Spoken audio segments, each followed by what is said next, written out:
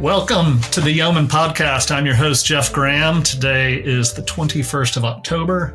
I'm recording here from the studio at Big Ridge Mountain Club in lovely Glenville, North Carolina. And presumably it was smaller before that, going back into the early part of the 1900s. So 350 people today and far fewer way back when is not many people. But at the intersection of Main Street and Commerce Street, there stands a string of beautiful, quintessentially Main Street Americana buildings. They are inviting, two-story brick, tall glass storefronts. You know exactly the kind of small-town Main Street building that I'm talking about. They're modest, but they're beautiful, and they're certainly enduring. I'm guessing they're about a century old, and still they stand in that little town of Isla, Georgia. Catty corner to that string of pearls is a contemporary gas station. It's exactly what you think of when you think of contemporary gas station. Garish and disposable. And I don't mean to knock the owners. It actually looked very tidy. It looked well run. It's the kind of place that I'd be fine with my daughter if she was by herself, stopping in to get something. But still, it is clearly disposably built. And around the corner from that is the town's post office, which looks to have been built in the 1980s. And despite its important civic purpose, it's not beautiful. It is not enduring. You've seen dozens of these little small town post offices before. I'm sure you can picture this one. So this brings me to the topic I'd like to explore today. 100 or so years ago, out of the farming community of fewer than 300 people, those beautiful little buildings sprouted up in Isla, Georgia. How did they do it? And why are each of the buildings that followed progressively less beautiful? Why did they become less and less enduring? And why are the ones built today effectively disposable? What happened? To explore that topic, I'm pleased to have with me three guests, two who have joined me before on Yeoman, Austin Tennell in episode 2, my very first guest. Thank you, Austin. And Jaime Izurieta-Varea in episode 14. And our third guest is the economist and author Saifedean Ammous. Welcome, gentlemen. Glad to have you. Thank you. Thanks, Thank you for having me. Austin, I'd appreciate it if you could get us started. You are a mason, a builder, a real estate developer. Paint the picture for us of what it might have been like, to build that little string of pearls in a relatively remote rural American community in the early 1900s. How did they do it? And why are Isla's buildings still standing? Yeah, thanks, Jeff. I'm not a historian, so it'll be interesting what you guys all think. Like, I don't know how exactly were things built in 1900, but I can give you the things that come to mind for me when I think about it is, one, you're limited by local materials. The Transcontinental Railroad, 1870. So you've got to start having transportation throughout the country, but still from the train station to wherever you're building your little town, you still got to get the materials. So you've got a lot more local materials. You've got like real vernacular, brick you've made on site, timber you've cut down around. You also, it's not professionally designed. This is a product of culture and people. There was no such thing as a professional architect detached from a general contractor with, national bank financing backed up by the Fed. These are people practicing the tradition of building that's been around for hundreds and thousands of years and saying, we need to build a little cottage. And they're building it out of simple materials. It's a little rectangle on a main street. And it still manages to be incredibly beautiful. The other thing that comes to mind is it has to be, there are banks then, but the banks operated very differently where things were locally financed. There weren't pension funds or financing this from people in a boardroom in New York. These are local people self-financing within the community, doing something incrementally over time. And the amazing thing is you end up with all this stunning beauty because it's a real product of the community and the place and the people there that are there, not some imported culture distorted by financial incentives. So those are some of the things that come to my mind: local materials, not professionally designed, and more locally financed.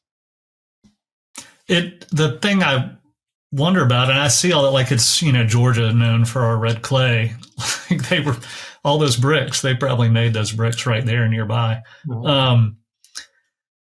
But a thing I wonder, like today, we can get the greatest, most amazing materials from essentially anywhere in the world. Like why? So this question I have is like, why are we not able to do better? Or why is better than that not the standard? And that's the thing that I constantly think about when I pass through these little southern towns or little towns wherever, or when I travel to Europe. I think I want to make sure to ask Saif about this. And in the Bitcoin, I think it was the Bitcoin Standard, you talk about what one of the moments you were inspired to begin writing about this was visiting Florence. Am I right about that?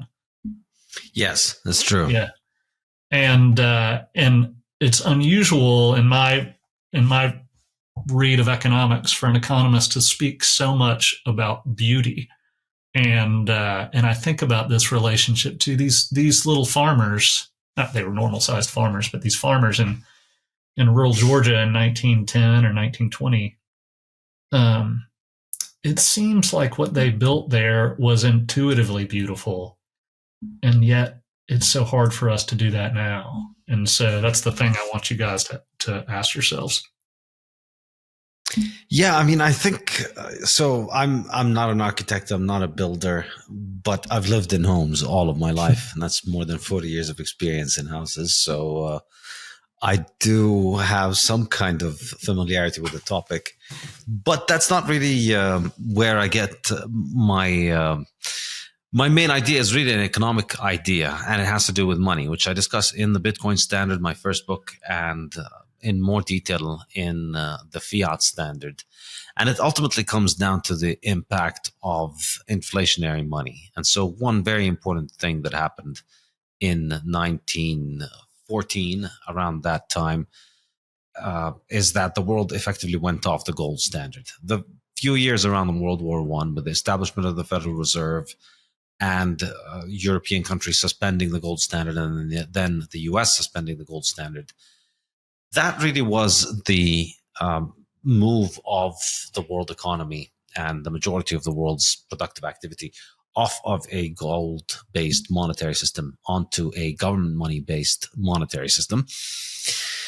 And I think that's a big deal. And I think that doesn't get talked about quite enough. So my contention is that what money allows us to do is save into the future. And so it allows us to think about the future, and it allows us to provide for the future.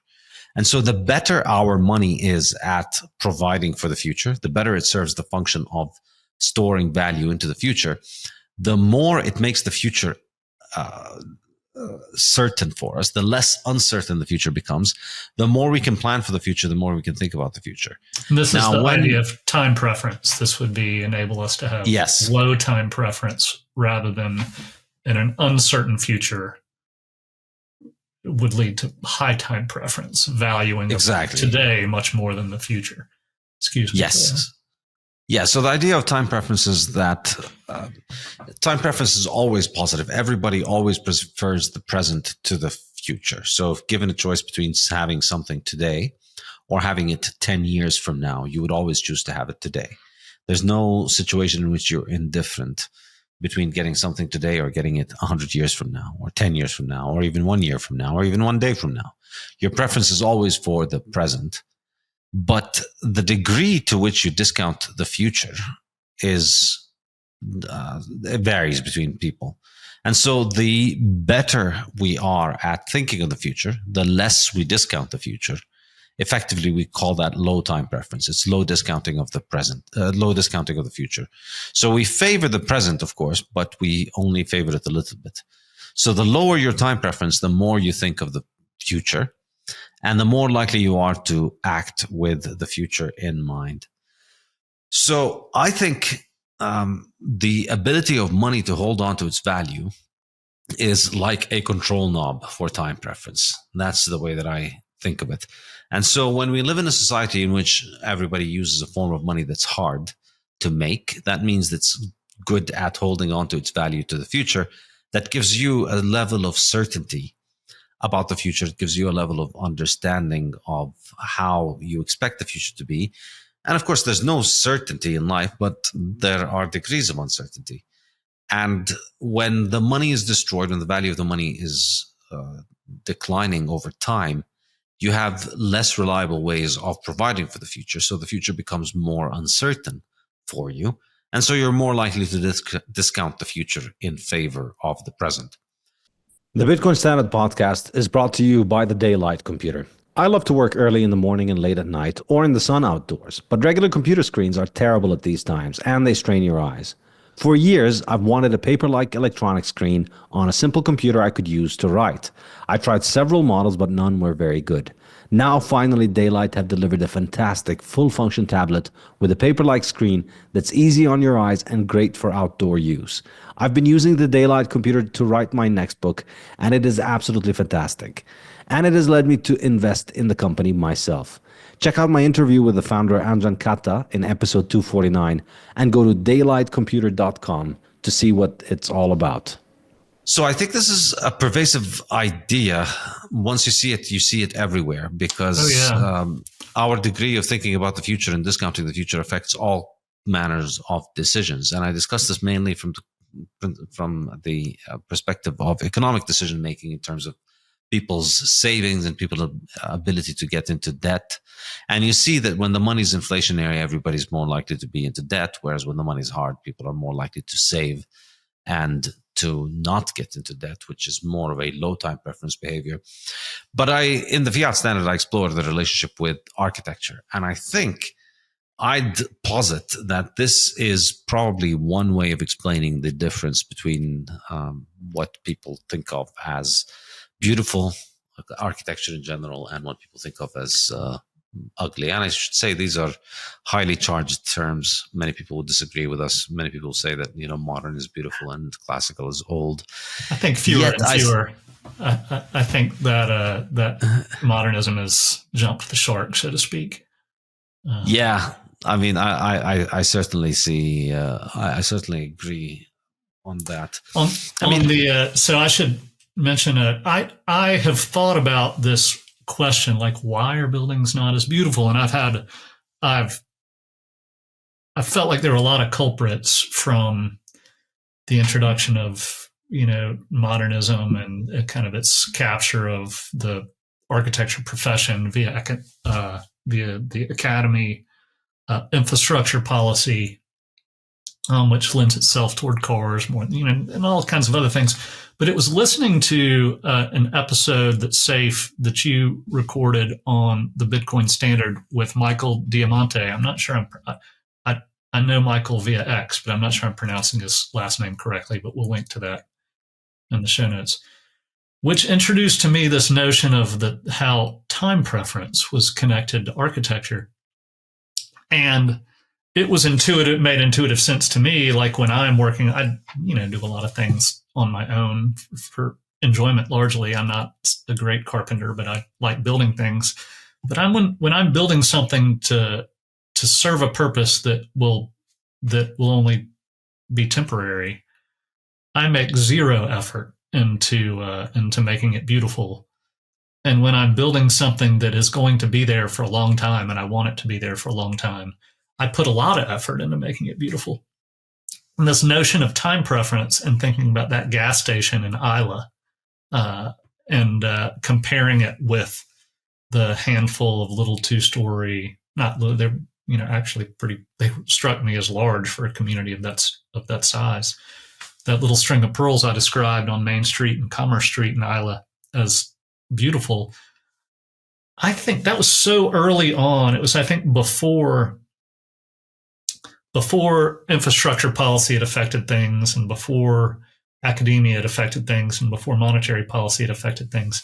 I'm like, God, that time preference really did change how we approach building. And I feel like it seeped into our psyches and it affected the way we even value beauty in art, thinking of this contemporary view that beauty is totally in the eye of the beholder, and what's beautiful today might be different tomorrow, and so we shouldn't even care about it anyway. I'm rambling a bit, but if you guys could run so with what that idea.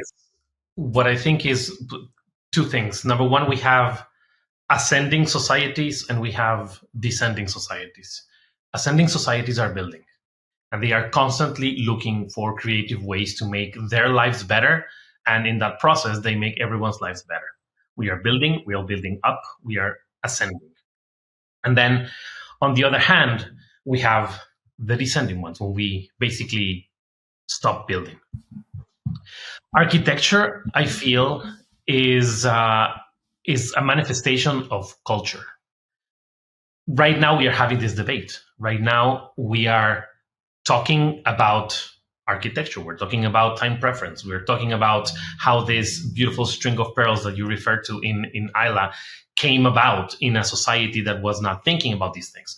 And this is the second important distinction. Right now, we are thinking consciously about those things. We are trying to figure out what is low time preference, what is high time preference. Sorry, how can we move from our high time preference to our low time preference? What are the roles of central banks in destroying the capacity of people to look in the future, right?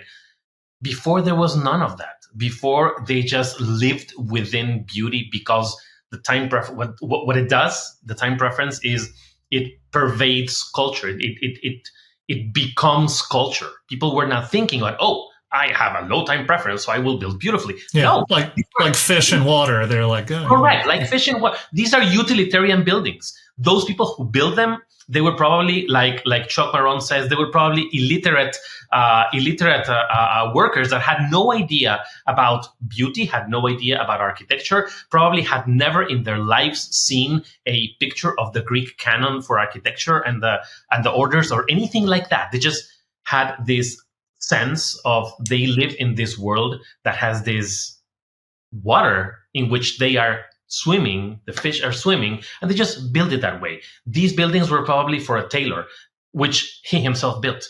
Another building was probably for maybe a cobbler, which he himself built. And these were not buildings meant to be beautiful. These were buildings meant to be utilitarian. It's just the beauty was all around us, and we were able to manifest it in our buildings, which are probably the largest or the greatest manifestation of human intelligence and knowledge. Buildings, these are the places, like Saif said when he started. He's not an architect, he's lived in buildings his whole life. We live in buildings our whole lives, and this is what we see. We see great buildings and we just emulate those great buildings because this is what we have. Sometime, and I will say that, yes, it is the beginning of the 20th century, right before the First World War, when things started to break. Up until then, we were swimming in beauty. We were manifesting beauty. Our culture was a beautiful culture that was ascending. We break that, and then we begin a descent. And the descent is manifested now in horrible gas stations, in horrible government buildings, in just buildings that are hostile to the people who not only inhabit them, but who come in contact with them in the city. Historically speaking, the U.S. was not the people have been going down this road of central banking and fiat currency well before the U.S. started on it. Is that right? Yeah, I mean, historically, countries, governments Rome usually did go this through too, this didn't cycle. Yeah, it's a cycle. They start off with the market has a choice of money. Then the government starts telling people, hey, we're just going to regulate it. We're going to print the coins or print the money, mint the coins or print the paper. And then they start making coins adulterated with base metals, or they start printing more money than they have gold in reserve. It's a story as old as time, and it keeps playing out. But I think 1914 was a pretty major milestone in that. That was the Federal Reserve Act was 1913, and then it sort of began happening in 1914. Is that right? Yes, and at the same time, World War I started, and when World War I started, Britain, Germany, France, Russia, Italy, Austria, all of these countries suspended the gold standard, and they've arguably never been back on the gold standard since then. That was as a war measure to finance the war? To finance the war. And I mean, before that, in the 19th century, since 1870, practically all of the major world economies had been on the gold standard, and the rest of the world was catching up. And before that, before 1870, the ones that weren't on the gold standard were on the silver standard. You'd have occasional episodes of some inflation here and there, but mostly the whole world had been on a hard money standard for the majority of the previous century, at least. And when I say the whole world... Could you describe hard money? Because I didn't know until reading your book, The Bitcoin Standard, exactly what that meant and why it's important. And a couple other things while you're explaining hard money, kind of remembering back to the book, things that really struck me was going through history where you even used the example of the first money on the islands with the big stones. Then, for example, the Roman Empire clipping their coins, coin clipping, Dark Ages, and even Florence. What did they do? They created hard money. And that's, I think you make the argument of that bringing us out of the Dark Ages in some ways. So I was just wondering if you could hit on those few things for people listening, because those are pretty interesting points that I didn't understand. Yeah, so the concept of hard money refers to the difficulty of making more of the money. And I think the best way of measuring this is the supply growth rate. So what percentage gets added on to the supply at any particular year? And this is a very powerful metric. So all of human history, we're constantly moving toward harder and harder money. And then that helps us become, as I was mentioning earlier, more future-oriented. It helps us save more. It helps us accumulate more capital. And it allows us to trade more, allows us to engage in more productive economic activity. So as money gets harder, our civilization advances. But then every now and then we, like a college kid who just goes out and ruins a good semester by boozing and doing drugs with his friends on final exam week. Every now and then we go and we destroy our monetary system and then watch all of society collapse like a giant paper machete installation in the rain. And the way they do it, it differs from time to time, as I was mentioning earlier, but effectively what happens is that the supply growth rate of money increases. In other words, money goes from hard to easy. And that you see that happening in in poor countries, in third world countries. You see that happening quite often. You see it happening at a fast pace, wherein new president takes over and says we're going to build schools and hospitals and all kinds of nice things. Then his bank account in Switzerland gets full.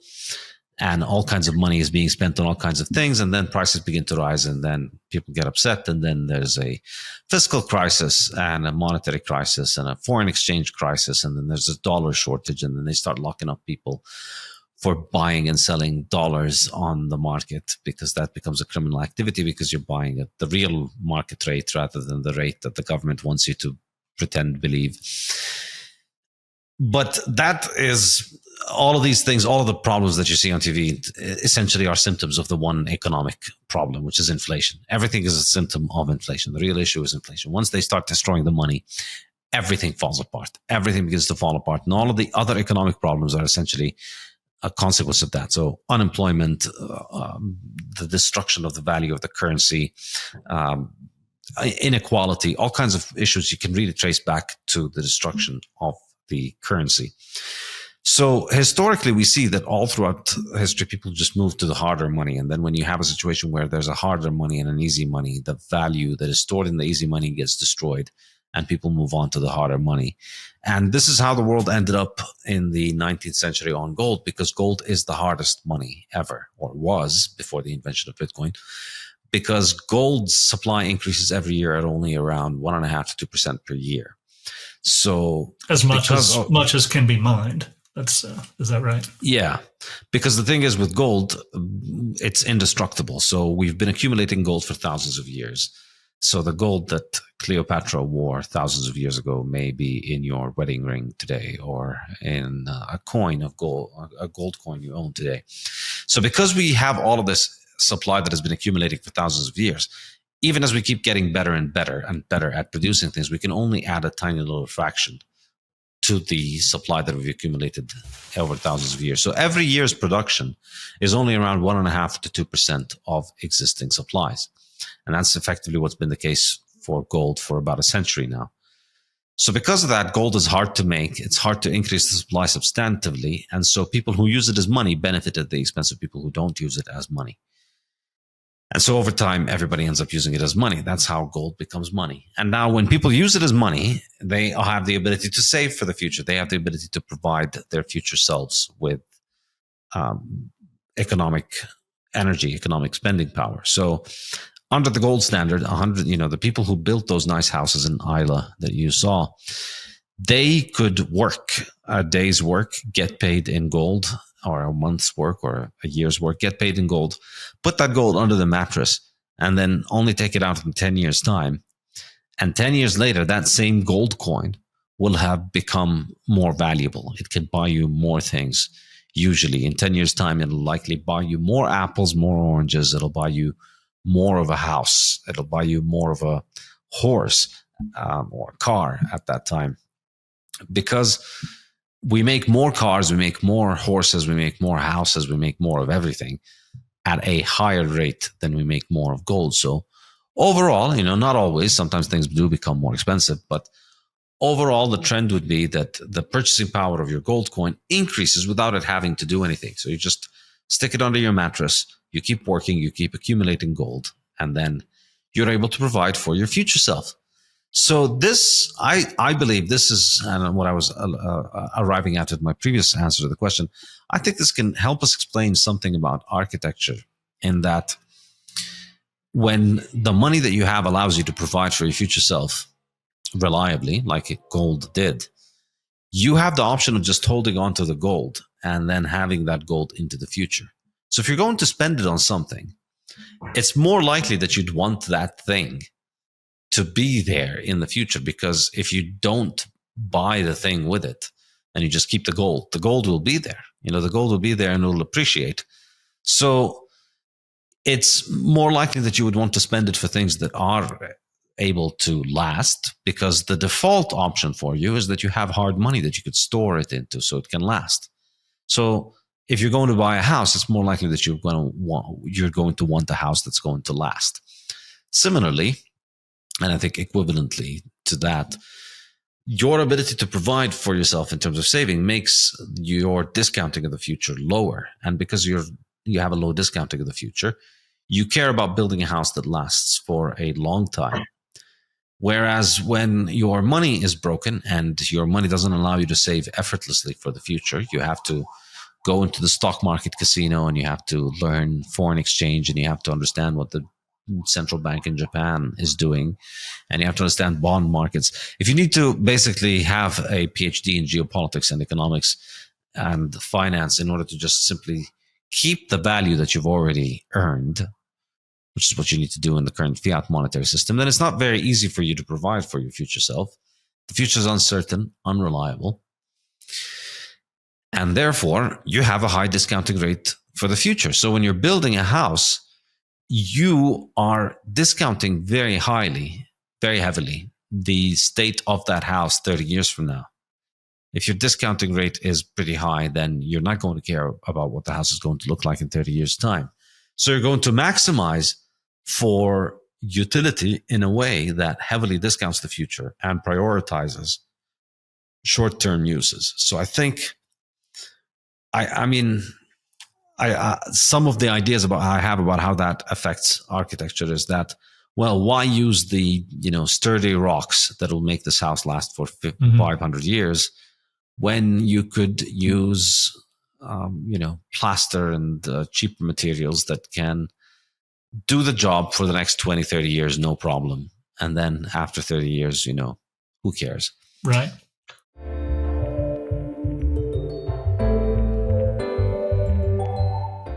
Principles of Economics, my complete guide to understanding economics, is now available in hardcover, audiobook, and ebook from Saifedean.com, Amazon, and many more booksellers worldwide.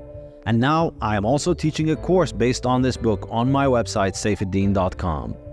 Principles of Economics will run the whole academic year, from September to June, and will have a new lecture every 2 weeks, as well as weekly live online discussion seminars open to learners from all over the world and from all walks of life.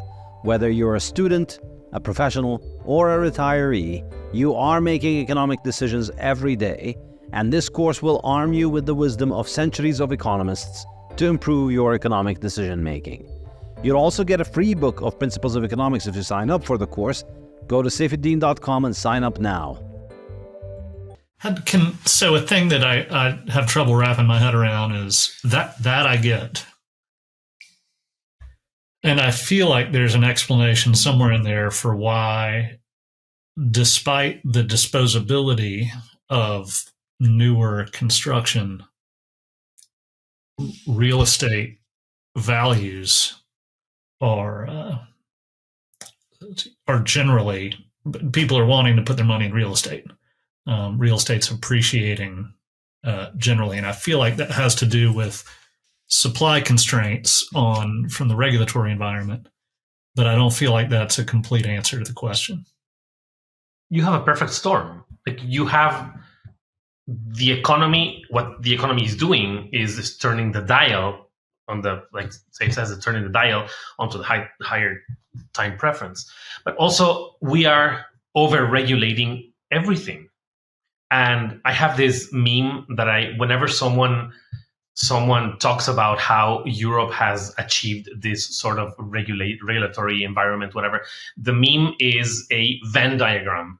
On one side is China, on the other side is the US. And of course, China has quantum computing and whatever. And the US has, nuclear, whatever. And then in the middle, where AI is meeting, the middle of the Venn diagram. And then there's outside of the Venn diagram is Europe with regulation. And I think we're doing the same thing.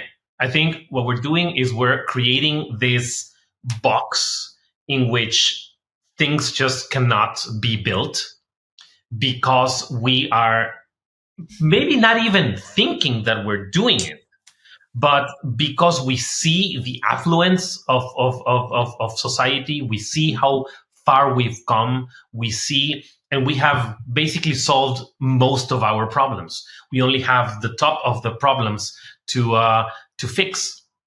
And so what we're doing is we're trying to make everything safe. We're trying to make everything delegated because we don't want to get our hands dirty, and everything gets sent to this agency, let's call it government, that regulates everything. When that happens, we are trying to, I'm trying to build a new business and I want to put up a sign. And there's 75 agencies I have to apply for because the historic preservation, the sign may not be accurate. With the commerce department, because the sign might be, the name of my business might be taken. And there's so many instances that I have to go through, so many hoops I have to jump through to be able to create that sign, that if I don't have the backing of a Silicon Valley venture capitalist, I may not be able to sustain myself while I am waiting for those permits to come, right? And then maybe the California Coastal Commission might not like my tweets, and so they may kill my project also. This is not a joke. I mean, it sounds like a joke, but it is not a joke. It's not a joke, but it's an extreme. You're painting the most extreme example that sadly is a real example, right? I have to jump through all these hoops. And then where am I going to put my money? Am I going to put my money in something that will be sinking costs for years until I get the approval? Or will I put my money in a place where everything is nicely regulated and I can just, pay and go through super fast and build something that is horrible, that is cheap, that is zoned out, so it's just residential in the middle of nowhere that is not serviced by anything, so exacerbating all the problems that we have right now in urbanism, right? Because that's the easy part. Everything is so regulated that if I go through the proper channels and I do things as fast as I can, the outcome will be horrible. So we have created this bounding box of regulation that is compounding with the high time preference, that is compounding with the inflation that is impacting the cost of materials, and also with the high time preference of the people who are wanting things right now. I want something that smells nice, that smells new, that looks great. I don't care how it's going to look in 5 years. I want to see it and feel it and smell it today, because this is where I will make my Instagram selfie. But everything's compounding, right? I think that's probably a good way to see it. It's just boxes that are, put on top of each other and not letting us see the other side. Something that I think here that you talking is just distinguishing between wealth and money. Jeff, to your point of people like putting their money in real estate because in an inflationary monetary policy, that's at least an asset, and so for me, I went a long time without really understanding the difference between wealth and money. That money, it's a unit of account, it's a medium of exchange, and it's a store of value, but it's not wealth because if you don't have anything to buy with the money, if you don't have a house to buy, if you don't have a car to buy, if people aren't producing things in the economy, you could have all the money in the world, you could have all the gold in the world, and it means absolutely nothing. You can stack it, it's a game. So that idea of wealth, and part of the problem with inflation is, too much money chasing too few goods. Mm-hmm. And we all saw this in COVID, where it cost me 40% more to build today than it is 4 years ago. And you have all these people hemming and hawing about why and how did this happen? Well, we printed a third of money in existence, in 4 years and injected so much money into the economy. And what happens is the people with assets, the people with real estate, the people with capital, means of production. I mean, they call it the greatest transfer of wealth in history, I believe. Some people say, just kind of during the COVID policy. And lastly, thinking about the disincentivization of creating quality stuff and how it continues to destroy culture and actually centralize wealth in a few and then destroy wealth as society as a whole, is because we can never get ahead. And when people worry about the cost of housing, well, one, we have inflation, but two, we can never increase the supply of housing. Because one, regulatory, we don't build enough, but two, the stuff we build, gets destroyed in 30 to 50 years. And I think of the idea of just like compound interest, compound architecture. Most of Europe basically has this idea of compound architecture wealth they built during the 15th and 16th and 17th century that still persists today. If they were having to rebuild that, because Europe in so many ways economically is starting to fail, but they still have all this societal wealth that they've built. And if they didn't already have that, they would not be in very good shape. And America, they're not in good shape, and it would be totally disastrous if they didn't have all those. Yeah, if they were having to build housing, kind of living off of housing over and over again. Yeah. I think I heard a long time ago, I think it was Tim Ferriss, but said something along the version of to be wealthy is to be unrushed. And I try and remember that. I should say, I think another point to what you mentioned, Jeff, on why the prices of housing continues to rise. I think it's because in this world in which money loses its value, people start using all kinds of other things as their savings accounts, as their method of saving into the future. So 150 years ago, you could just take a gold coin and stick it under your mattress and wait 10 years, and that was your saving account. It performed like a stock portfolio that probably returns something like 10% after tax today. Because if you think about it, I would say, I think a more realistic estimate of the devaluation of the dollar is something in the range of 7% per year. And so if you're getting 2% return, which is what you were maybe getting when money was gold, or what we would be getting if we were just holding on to money, that would be the equivalent of making 9% on your stock portfolio in today's world after taxes and fees. So if you were just able to have that by just holding the gold coin, that is clearly a very good thing, because the alternative is if they make it so that your money that you need to use is the dollar, it's not the gold coin, and the dollar is no longer backed by the gold coin, and then the dollar is declining in value at 5-10% or so per year, then you need to hold other things as stores of value. And one of the most common things that people hold is housing. So people use their houses as their savings. They buy a house and they think of it as a saving account. They think of it as part of their net worth. But really, houses should be understood as consumption goods. I mean, they're not capital goods. They're not an asset that is generating a return for you. It's a consumer good you're consuming. It's like a washing machine. It's like a car. It's like a pair of pants. It just lasts a lot longer than those things. But it is a consumer good. It's something that you're consuming. And I think the destruction of money has resulted in people treating their houses as saving accounts rather than as consumer goods. And so the result of that is that everybody needs to buy a house, because if you don't buy a house, you're going to be financially ruined by the inflation. Because at least when you hold a house, your net worth is invested in the house effectively.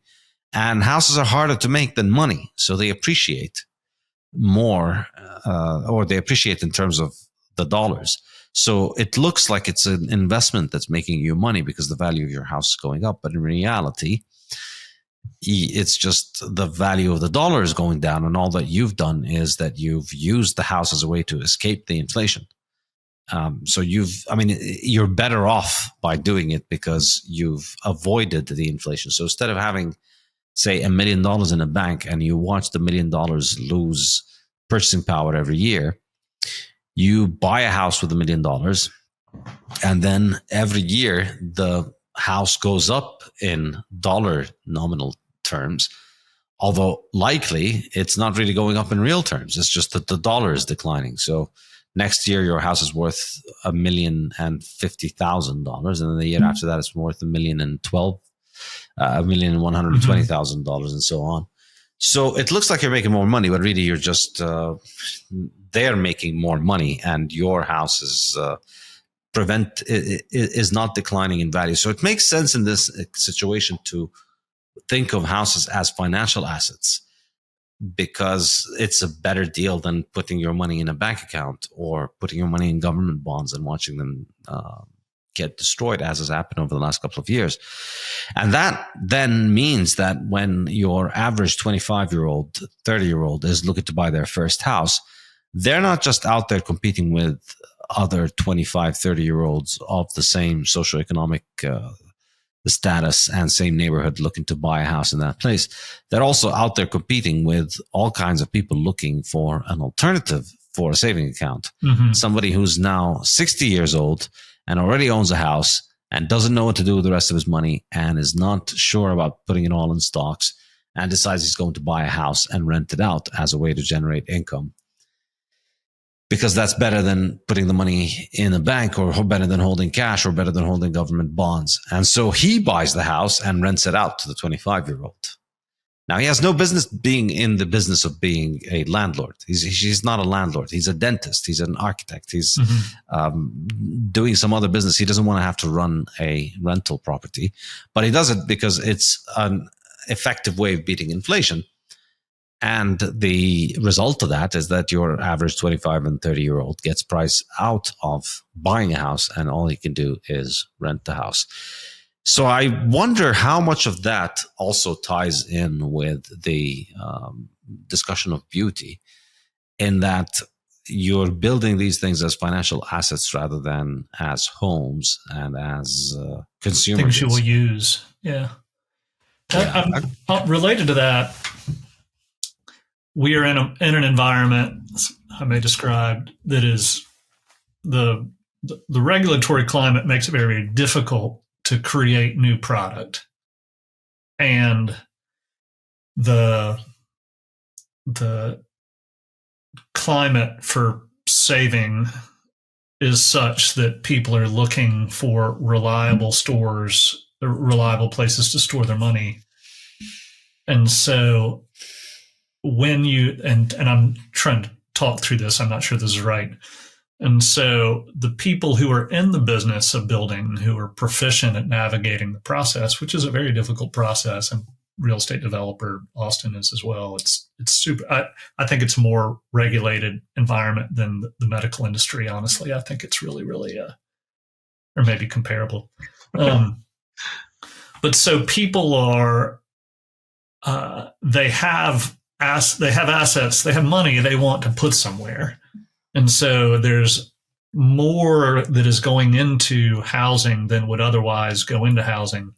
And so, but because of the constraint in production, like how difficult it is to produce one, you're more likely, there's a limited supply of things you can get. So there's more money going into fewer houses. And I wonder how much that is driving up the cost of building.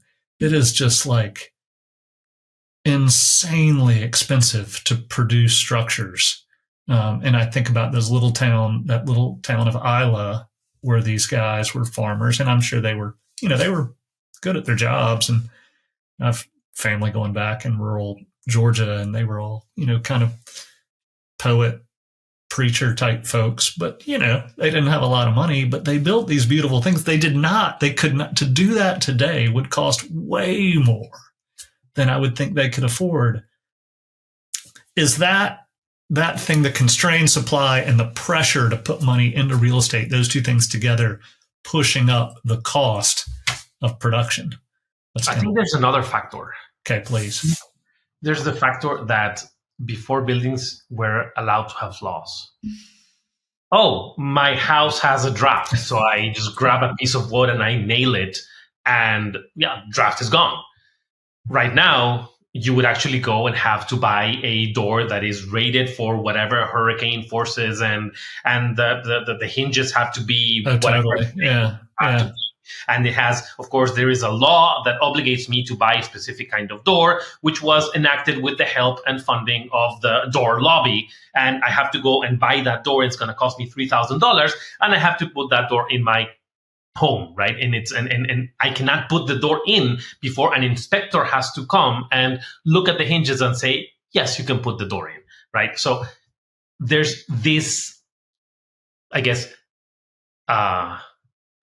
unwillingness to let buildings have flaws that have ironed every single kink that we had while building, and buildings are not allowed to fail.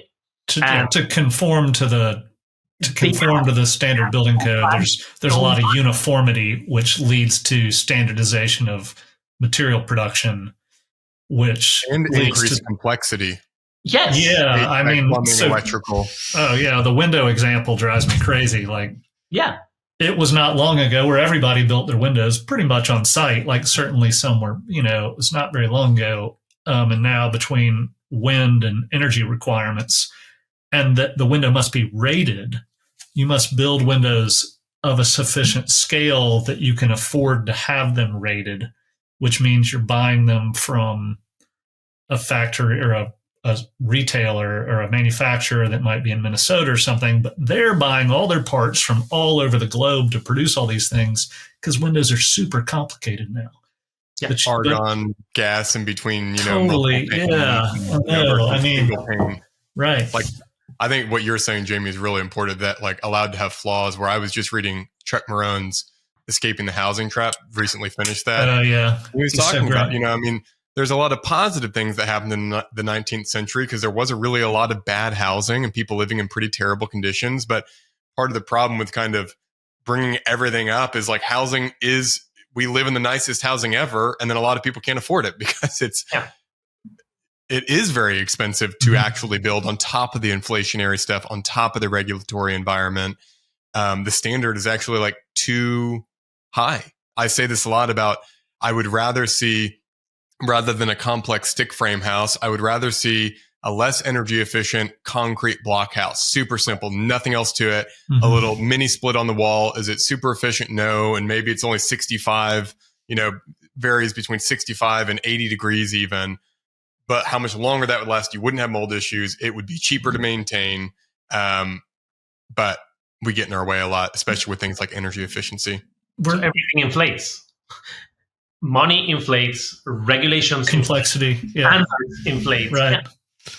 I wonder how much of that, I should say here, I wonder how much of that, all of this, particularly environmental stuff, another chapter in the Fiat Standard, I discuss all of the ways in which people are coping with poverty by inventing silly pseudosciences. And the best example of that is you shouldn't consume oil because it's going to destroy the weather.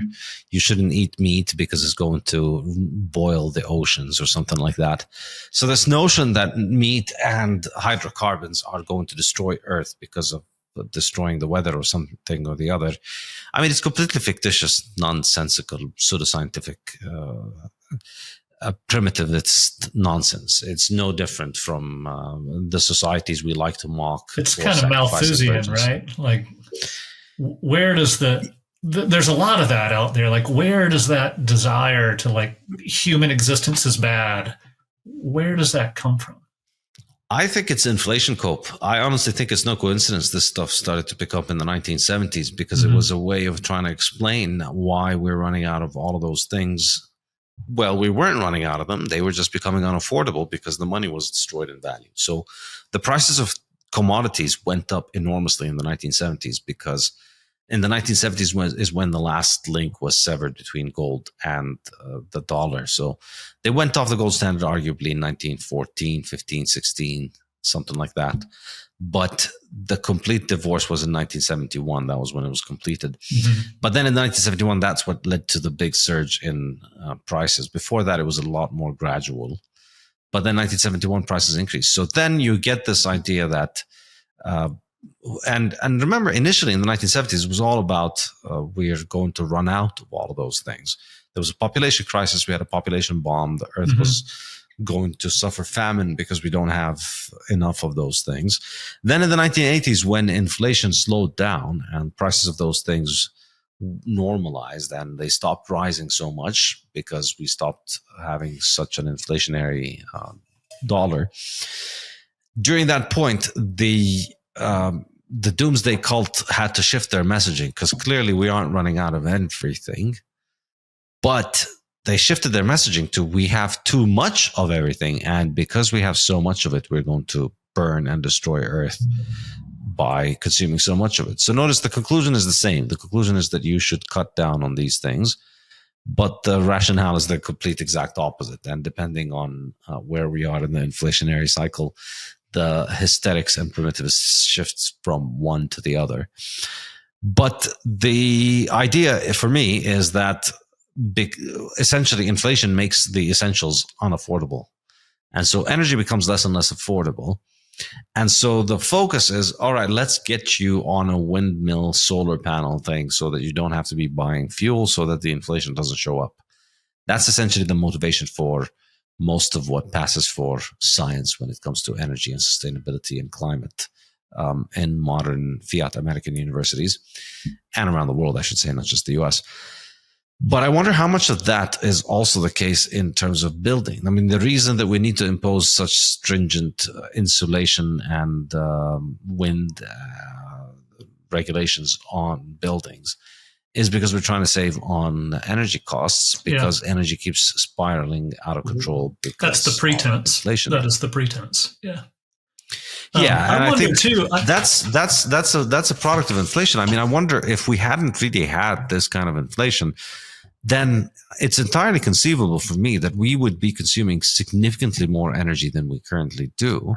And then it just wouldn't be an issue. We wouldn't be having to put up with mold because of all of the insulation and all of the health problems that come with that, because we'd just be building proper, sturdy houses from stone that isn't as they breathe. They're breathing house. You know, they're not perfectly hermetically sealed, and to make sure you use no energy to.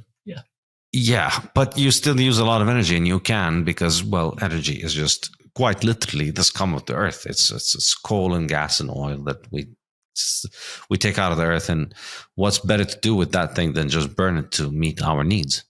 This podcast is also brought to you by the Bitcoin Way, your professional Bitcoin IT team offering you personalized, secure, and comprehensive solutions for every step along your Bitcoin journey. The Bitcoin Way offer live concierge service to guide you with your Bitcoin cold storage, running your node, privacy best practices, inheritance planning, corporate strategy, and multi-sig solutions. They don't touch your coins, they guide you through the process of acquiring your coins and securing them. If you'd like to make your setup safer and more reliable, book a consult with them and see what they have to suggest. If you want to give someone the gift of Bitcoin, get them this professional service that will ensure they start off knowing exactly how to manage their coins and not lose them. Go to thebitcoinway.com and start Bitcoining more confidently.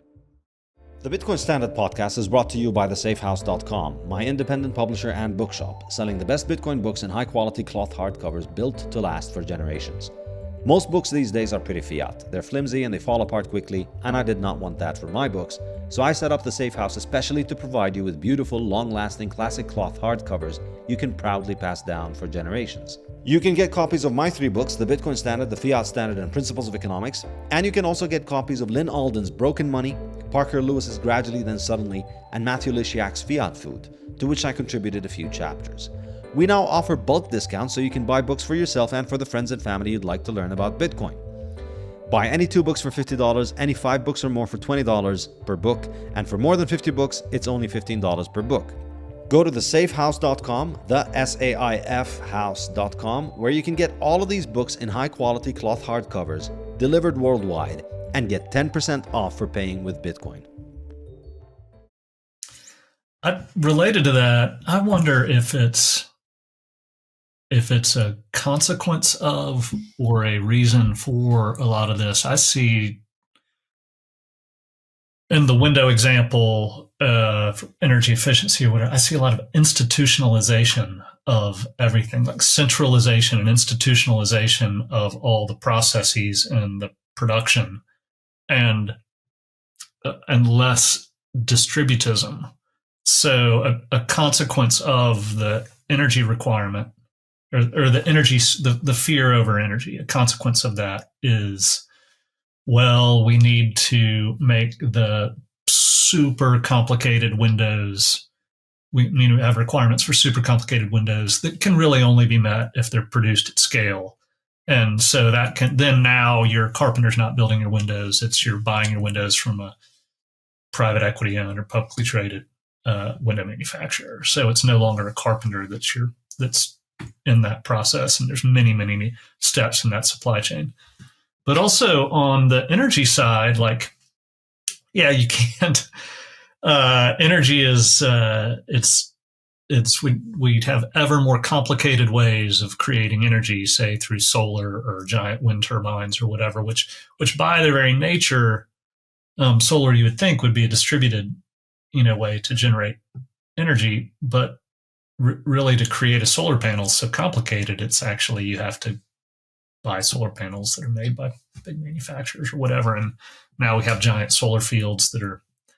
It seems to me to be moving us in a direction of centralization and institutionalization and away from distributism, which was kind of the natural way of things until James Scott talked about it as, I think his term was the late James Scott, who just passed away. I think he called it the second great enclosure movement, or something, this move toward institutionalization and centralization that happened in the 1900s. So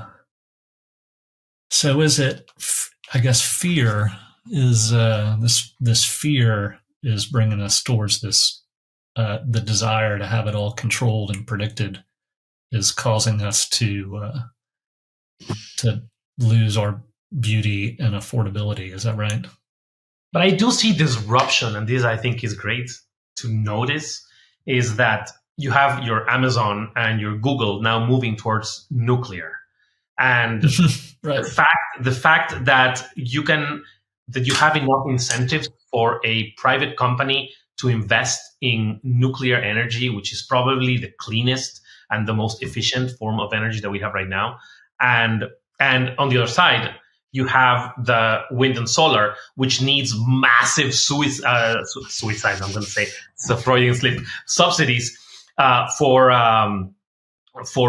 functioning, right? And you have governments creating all these sort of complex mechanisms to prop up those those sources of energy, whereas you have the companies that invest their own money, they're going to nuclear. So I see this disruption going on, and the more probably, maybe it's wishful thinking, the more we see these disruptions that are creating or that are making abundant and cheap sources of energy available for anyone, maybe then the need for those complex systems of regulations, for example, the windows, will be unnecessary and will implode on their own.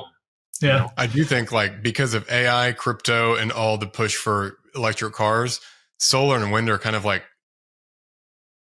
nuclear, like, kind of has to be the option. There's a reason Google's, and Microsoft's paying whatever, how many billions of dollars for a plant, because energy is so in demand. They're starting to recognize wind and solar can't produce that amount of energy.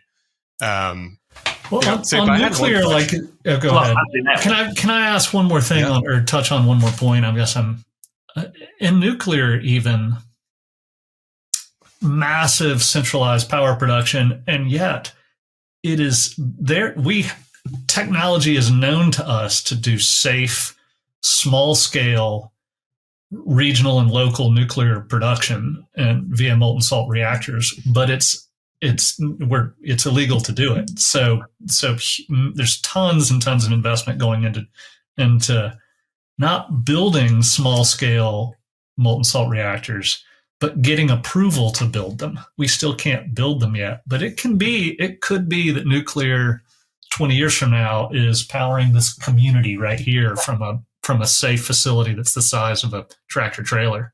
That technology is available to us, but not able to be produced.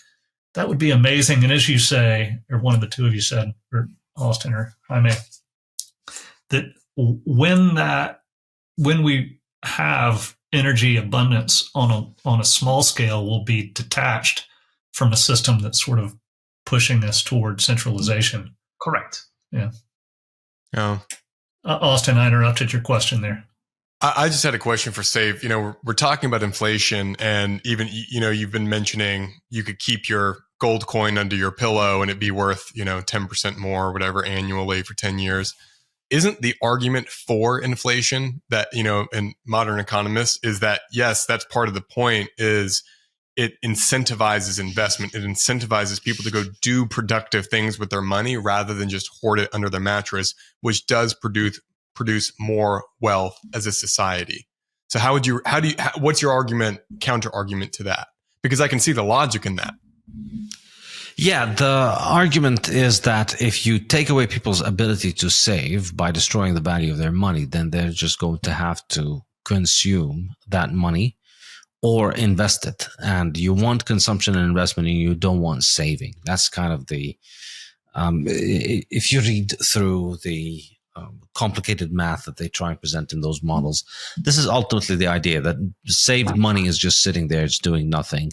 Whereas money that is spent when you consume, you get more people to be working. Say you go and you buy dinner, so the restaurant needs to buy the supplies and they need to hire more waiters. So the more people are spending, then you have more employment. And because you can't save, you have to invest. So then you go out and you provide capital goods for those consumers to meet the needs of the consumers. So you, as an investor, you go and you invest in restaurants as well. And people spend and invest, and that gets the economy moving. That's nonsensical, though, because the way that things actually work in the real world is that things have an opportunity cost. And so what happens is people have an insatiable desire for consumption. We always want to consume more. So what they're saying is, from the Keynesian perspective, they're trying to present the problems of the economy as being insufficient consumption. People are saving too much, they're not consuming. But that's not the problem, because we always have desires for consuming more things. People can always think of more things. People would always like to upgrade their car, upgrade their house. The vast majority of people always have a lot of ideas for consumption.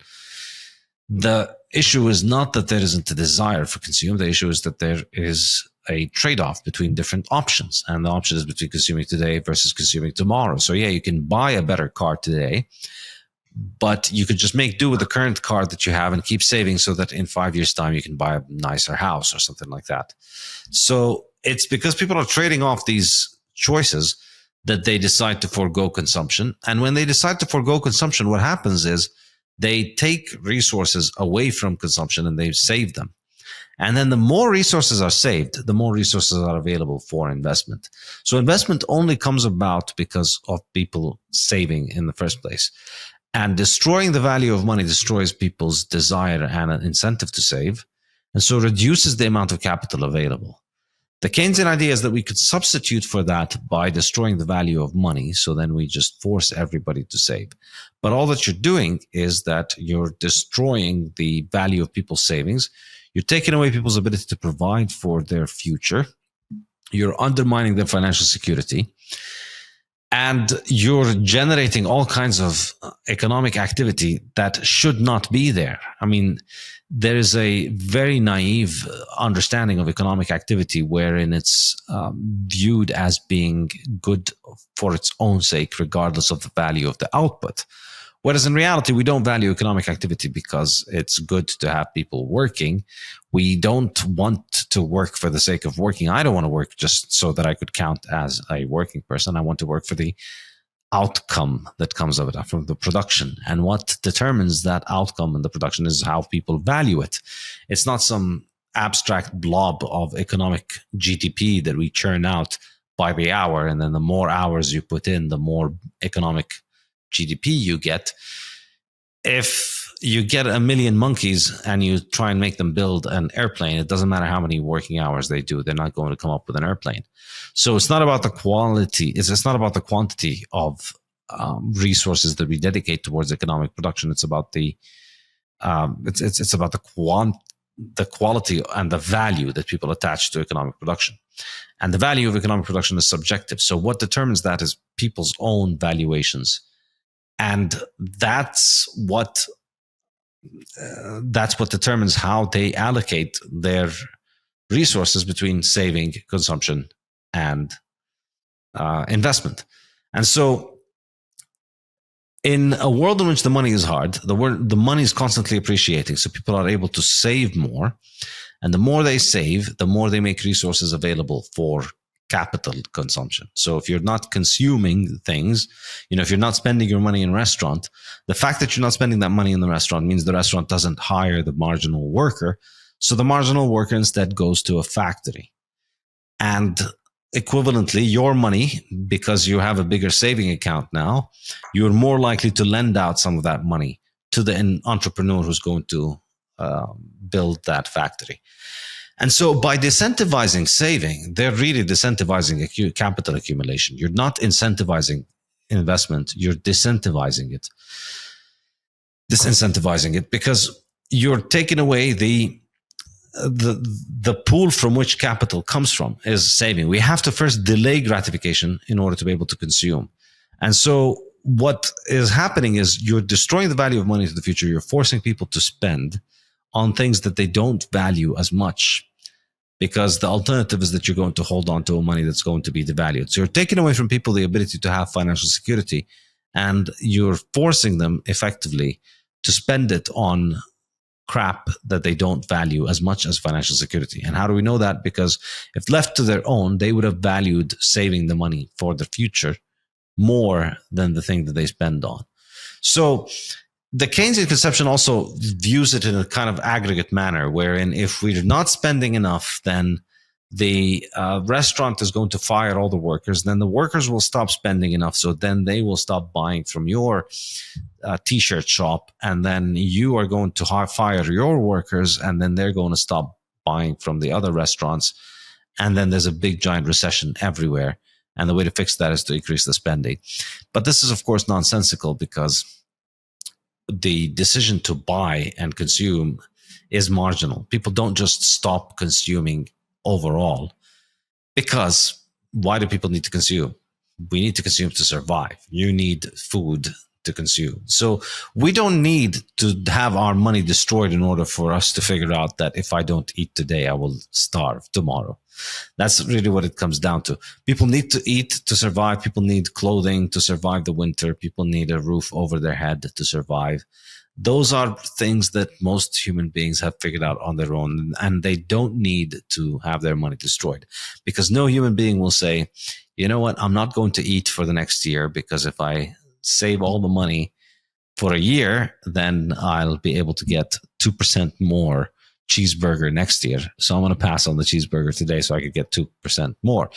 That's not the trade-off. People don't compare the value of what your money can buy you today to what your money can buy you tomorrow. You compare the value of your money today to what you can buy with it today.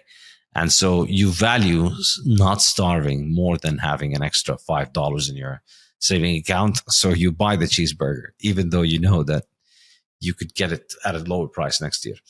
So we don't need an incentive to consume. And all that they're doing is that they are effectively providing a rationale for redistribution, or in other words, less romantically known as theft, basically.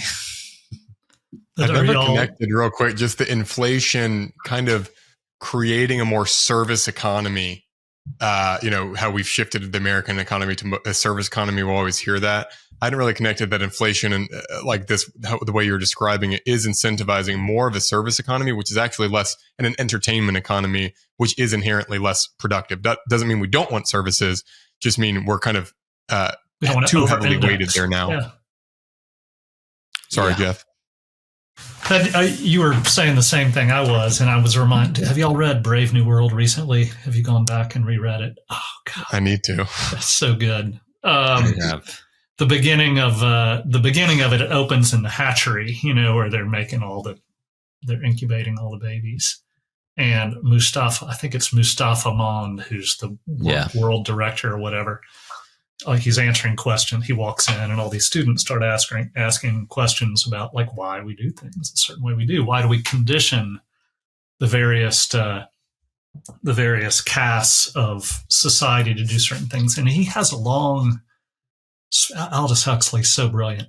He has a long speech about exactly what Saif just said, like conditioning people to consume frivolously. That was a big part of what they were trying to do with the betas and the betas and the deltas and the gamma, the lower caste of people. And it's you read that and you contrast it with a lot of, and I'm sure Huxley was totally aware of Keynesian economics, and he was completely making fun, or he was actually taking them seriously. He was like, this is something we need to be, this ideology is something we need to be concerned about, because it is very, very bad. Anyway, that's a good book to go back to every few years.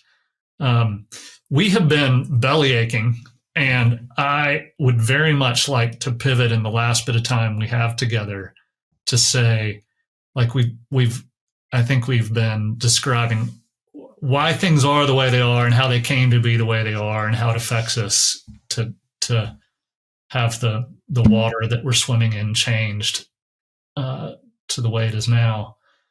I try to be optimistic. I am optimistic, and I'd like to get back to a low time preference world. What's the path from here to there? Sound money. How might that? Yeah. How might? So that would be So how do we get back to sound money? What would be the path from where we are now? Someone might have created it around 2009, and we're slowly. That's right. But I don't know. Yeah. Do you think Argentina? It's Bitcoin or bust. Or Venezuela? It's Bitcoin or bust. Is that where you're at, Saif? Like, you think that's big? Yeah. It's our one civilizational shot at not living in pigsties for all the rest of our history. What is the path you see for, like, how would you see the United States, like, realistically doing that? I think it just happens one person at a time. One person figures out Bitcoin, and they rewire themselves from being a high time preference fiat slave effectively to being a sovereign low time preference long-term oriented individual, and that just brings about all kinds of changes. And I think you see it all over with Bitcoiners. It's really striking, I think, how common this experience is, that people will have been. It almost makes it sound like a religion, but in the case of Bitcoin, you have the functional mechanism clearly laid out there. It's not having to invoke something mystical. It's very simple. You've moved to a form of money that is harder to make. So now you have a better ability for providing for your future. And as soon as you realize that something in you changes, and I think so many Bitcoiners report the same thing, among the many stories are things like, I used to drink every day. I used to spend so much money on alcohol, and then I found Bitcoin and I quit drinking, and now I'm a Bitcoiner. Or somebody else will have a story along the lines of, I used to do. Because we have talked about gold, but we have not really talked about Bitcoin at all in this podcast. And so that would be a great long conversation. And so I'm going to point in the show notes, and you can find the Bitcoin Standard podcast and Safe's work. I think he's probably the most accessible and articulate voice on Bitcoin that's out there. So I'm sorry. So we haven't actually talked about that topic at all in here. But am I hearing you correctly? Like it doesn't matter what the Fed does. It doesn't matter that the Fed exists.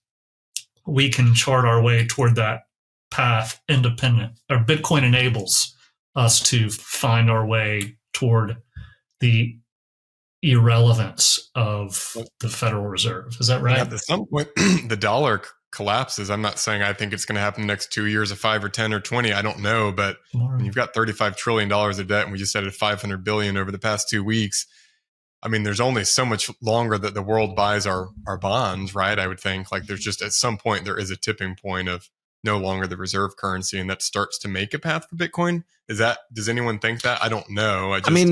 I wouldn't go as far as saying that the Federal Reserve doesn't matter, as you were trying to say, Jeff. I think it does matter, but you isolate yourself significantly from the most important negative consequences that it has on you as an individual by protecting yourself with Bitcoin. And so that changes the way that you're able to make your economic calculations and plan for the future. And I think this then begins to change the way in which you engage in all sorts of things. So I think it's more, you see a lot of Bitcoiners who decide they don't want to be they don't want to be borrowing to buy a house. They just want to pay for the house up front.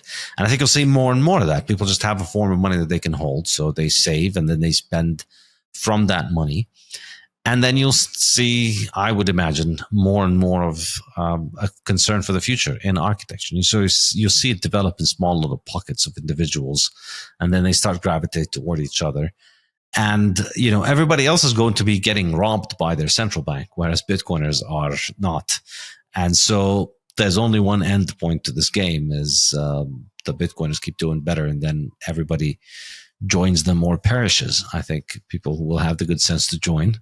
I'm optimistic about it, but I think it's, there are all kinds of horrible things that can happen along the way because fiat money is built and optimized for creating catastrophes and disasters. Remember, every time there's a crisis, they get to print a lot of money. So don't be surprised that they find a crisis for you every day. That would be part of why we have such a belligerent global environment. I would think that it's like war. It is the justification for fiat. Exactly. This is why the United States government needs to be fighting all these weird people in all these weird places who weirdly have this weird obsession, all of them together at the same time, to hate the U.S. government. At the same time that the U.S. government got a money printer to allow it to finance all these wars by robbing the planet, suddenly it develops an infinite array of enemies it needs to fight all over. Coincidences. What are you going to do? Right. Gentlemen, thank you so much for joining us on Yeoman. I think, Austin, we'll probably also share this on Building Culture. Is that right? That'd be great. Yeah. You guys are wonderful, my guests today, and I will link to more of their work in the show notes. Jaime Izurieta-Varea, Saifedean Ammous, Austin Tennell, thank you so much for joining us on Yeoman. I've really enjoyed the conversation. Thank you so much, Jeff. Thanks, Jeff. Cheers. Thanks, everyone. Thank you very much. Take care. Bye-bye.